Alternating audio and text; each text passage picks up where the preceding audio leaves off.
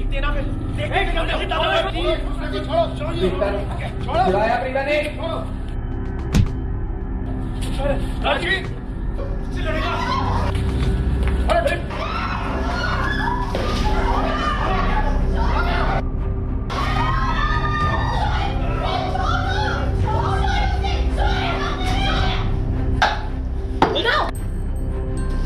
हिम्मत कैसे आई तुम्हारी अपनी माँ की उम्र अपनी माँ जैसी औरत पे हाथ उठाने की?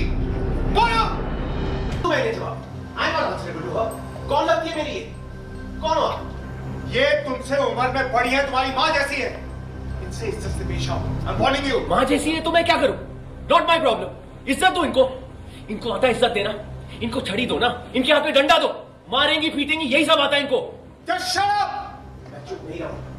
ये बकवास करती रहेंगे और मैं इनकी सुनता रहूंगा, कुछ भी नहीं बोलूंगा। नो, नहीं सुनूंगा मैं इनकी और चुप नहीं रहूंगा मैं। और बकवास क्या लगा रखा है? ये कोई बकवास नहीं कर रही, मेरी माँ कभी बकवास नहीं करती, समझा ना तू? अगर ये कुछ बोल रही है इसका मतलब तुमने कोई गलती की होगी तो इनकी बात सुननी पड़ेगी।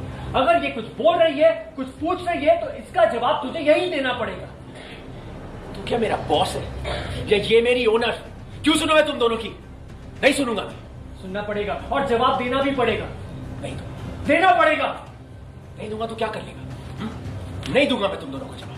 तुझे हीरोपंती करनी है, हीरोपंती करनी है मुझे। और देखते ना फिर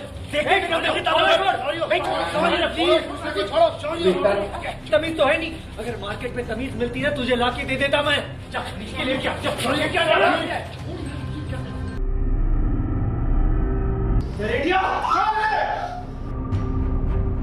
पूछ रहा हूँ क्या कर रहे थे? क्या कर रहे थे?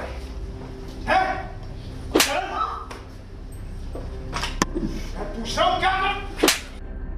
अपनी माँ की उम्र की औरत बात उठा लेते? शर्म है या नहीं है? क्या अंदर की शर्म मर गई है? सारी तमीज मर गई है, सारे संस्कार मर गए, सब कुछ मर गया तुम्हारे अंदर का आदमीपन तक मर गया है। सारी तमीज मैंने खाई है। बदतमीज जो तुमने आज हरकत की है ना, इसके लिए मैं तुम्हें अपनी जायदाद से बेदखल कर दूंगा, इस परिवार से बेदखल कर दूंगा, इस रिश्ते से बेदखल कर दूंगा। तुम्हारे नाम के आगे से अपना नाम हटा लूंगा मैं आज, तो ना तुम्हारी औकात रहेगी और ना तुम्हारी इस एटीट्यूड की औकात रहेगी। समझ में आ रहा तुम्हें? तो कुछ भी बुरा शौर्य ने किया होगा। आज आप लोगों ने शौर्य पे इतना बड़ा इल्जाम लगा दिया कि शौर्य ने मेहंदी के कोर्स बदल दिए। अरे शौर्य क्यों मेहंदी के कोर्स बदलेगा? हाँ मैं मानती हूँ शौर्य गलतियां करता है, शौर्य से गलतियां होती है। शौर्य गुस्सा कर सकता है, फ्लर्ट कर सकता है, किसी को हर्ट कर सकता है, मारामारी कर सकता है, लेकिन इतना बड़ा गुनाह किसी लड़की को इस तरीके से हर्ट नहीं कर सकता। ये शौर्य ने नहीं किया है। इतना बड़ा गुनाह नहीं कर सकता, किसी लड़की को हर्ट नहीं कर सकता, किसी लड़की का हाथ नहीं जला सकता। मुझे पर इसने जलाया है? नहीं जलाया। और तुम्हारी प्रॉब्लम क्या? हाँ क्यों तुम हाथ धो के शौर्य के पीछे पड़ी रहती हो? देखो एक बात ना कान खोल के साफ साफ सुनो। अगर राजवीर तुम्हारा बेटा है तो शौर्य मेरा बेटा है। अगर तुम राजवीर के लिए लड़ोगी तो मैं शौर्य के लिए लड़ूंगी।